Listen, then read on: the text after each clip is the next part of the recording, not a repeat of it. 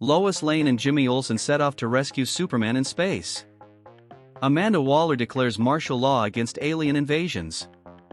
Episode 7 of the second season of My Adventures with Superman is filled with important details for the story's finale, as well as significant character development for the current protagonists. Stay until the end of the video to catch all the details and references in this spoiler-filled analysis. Welcome to Comic Chronicles. Episode 7 of My Adventures with Superman is out, and here we have an episode that many people may not appreciate due to the increasing momentum we were experiencing with each release, but this episode is still important for the season's plot as it delves deep into the characters of Lois Lane and Jimmy Olsen, putting them in a heist storyline. While the previous episode focused on the development of the story's core, Superman and Supergirl, it's now time to follow the other characters on Earth, such as Jimmy, Lois, Amanda Waller, Lex Luthor, and their entire anti-alien operation, especially Superman.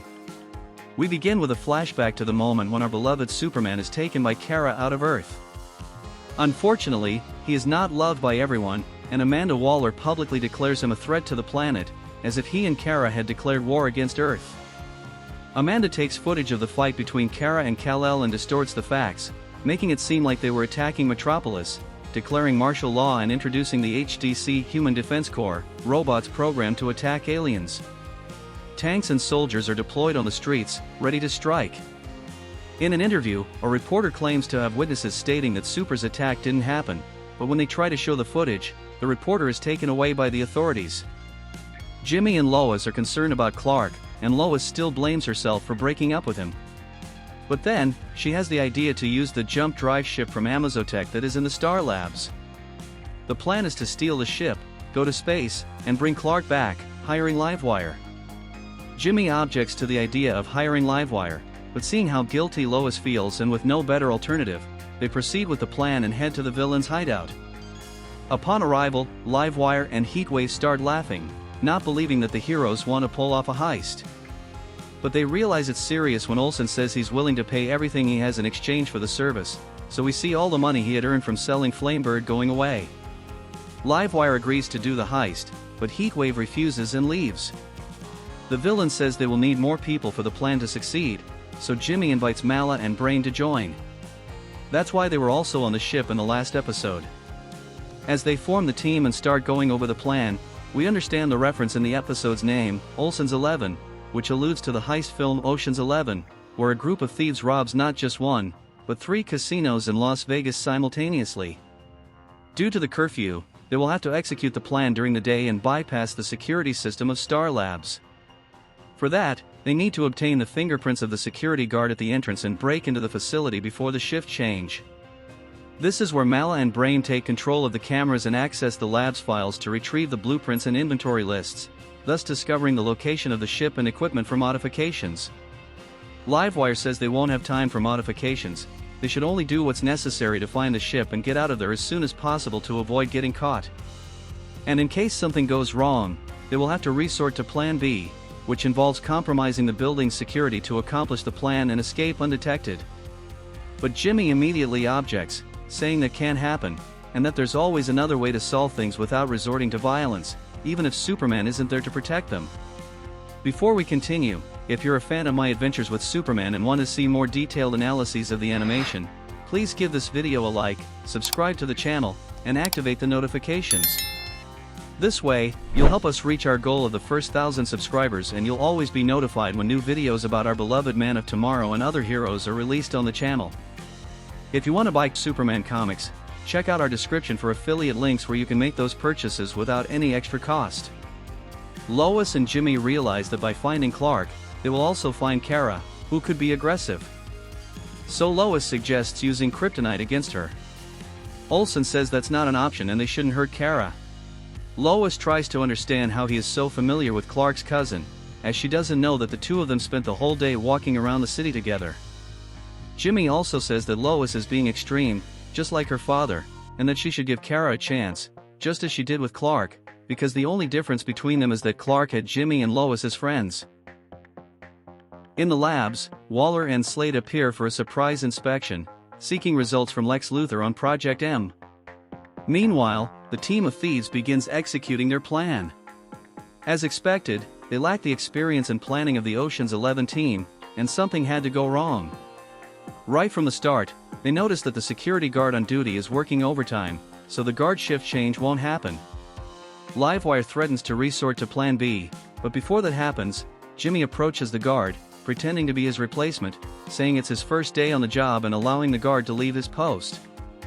Incredibly, this works, and we move on to the second phase, where Mala and Brain manage to hack into the cameras after several attempts. But what they didn't expect is that in another room, Waller was monitoring the cameras with Lex and Slade. She realizes that the cameras have frozen and orders the security alert to be activated.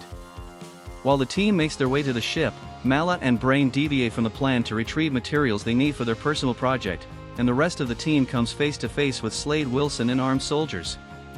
Livewire creates a force field, allowing them to escape temporarily. But seeing that Lois and Jimmy can't reach Mala and Brain, the villain leaves them behind and gives up on the plan. Left alone, Lois and Jimmy crawl through the ventilation shaft to escape Slade, who is right behind them. They navigate through the ducts until they find the ship, but to their surprise, the ship is damaged and unable to fly in its current condition. Lois starts crying because she missed the chance to fix things with Clark. She regrets breaking up with him and doesn't even know why she did it. She was so afraid of being abandoned that she ended things before that could happen. Meanwhile, Mala and Brain appear. They didn't abandon the plan, they just went to retrieve the materials they needed for their experiments with black holes and equipment to repair the ship. While repairing the ship, the Project M robots appear to attack them. The team manages to get the ship airborne, but the robots pull it back down to the ground. Just when they think they won't succeed, Livewire shocks the robots, causing them to fall to the ground. Heatwave also shows up to help. The team is surprised that Livewire returned, but she explains that while they were looking for the ship, she and Heatwave had other plans to steal the lab's arsenal and anything not locked away in vaults, making it look like Jimmy and Lois were responsible for the theft. But during the plan, they overheard Lois crying and feeling guilty, so they decided to help. Livewire also says that sometimes you have to risk everything for the ones you love, even when afraid, and that love is not for cowards. As they take off, they activate hyperspace, and the ship disappears, with Kara's hand grabbing it, just like at the end of the previous episode. Back at the labs, Waller approves the continuation of Project M, considering that although the team managed to escape, the robots resisted against superheroes and alien weapons, using only 10% of their capacity. Besides being a heist plot, this episode serves two important purposes within the overall narrative. First, it develops Lois' relationship with Clark, addressing the guilt she feels for breaking up with him. As we've seen in previous episodes and even discussed in past analyses on this channel, Lois didn't see herself as someone important enough to deserve Clark's love, which led her to develop a fear that he would eventually abandon her, just like her father did. But we know that's a lie, as Clark would never do that. The best moment of the episode, in my opinion, was when she admitted her mistake of breaking up with him. Before going to space to save him, Lois needed to be determined about her feelings for Clark. For that, the episode introduced Monsieur Mala with Brain, and Livewire with Heatwave as examples of couples who dialogued with Lois so that she no longer had any doubts and felt determined to go after Clark. I liked this argument, the script was well executed, but I still didn't like the fact that Livewire and Heatwave kept giving advice to Lois during the heist, which took me out of the immersion in the story. The fact that Livewire, at this moment, stopped being the villain there just for the money Jimmy paid, and became someone who was moved by Lois' words bothered me a bit. On the other hand, the relationship between Lois and Jimmy was also very good in this episode. Although Lois is very different from her father, she acted like him in the face of problems. Right away, Lois wants to use kryptonite against Kara as soon as they find her, a similar attitude to what her father would have done, and this is when Jimmy intervenes. This is evident since we saw how harmful Brainiac was for Kara all along. Speaking of Jimmy, it's great to see how much he resembles Clark in his actions. Him changing Lois' outlook on Kara, and at another moment during the heist, saying that they shouldn't hurt anyone, that there are always other ways to resolve things, shows how similar he is to Superman in his actions, which clearly indicates that Clark and Jimmy have spent a lot of time together. These details were very interesting. Once again, the animation script was on point. In my opinion, it was indeed necessary to explain how Jimmy and Lois managed to acquire the technologically advanced spaceship and join forces with Monsieur Mala and Brain. The second important function of this episode within the narrative is Amanda Waller and Lex Luthor's Project M. This is likely foreshadowing what will happen in the series in the future. Regarding Monsieur Mala and Brain, I believe they return to the series for a storyline to be developed later on. The episode showed the two of them seeking a mineral that would complete their machine for opening interdimensional portals. So will we see more involving the multiverse in My Adventures with Superman?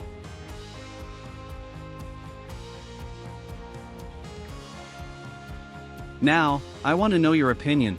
Did you like episode 7 of My Adventures with Superman? What's your theory for the season finale? Write in the comments, give this video a like if you enjoyed it, subscribe to the channel, and activate the notifications so you can stay up to date with all the news about Superman and DC. Additionally, if you want to buy the Superman comics that are being adapted into James Gunn's film, I will leave affiliate links in the description. That way, you can add them to your collection and support our channel at no extra cost to you. Thank you very much and see you in the next video.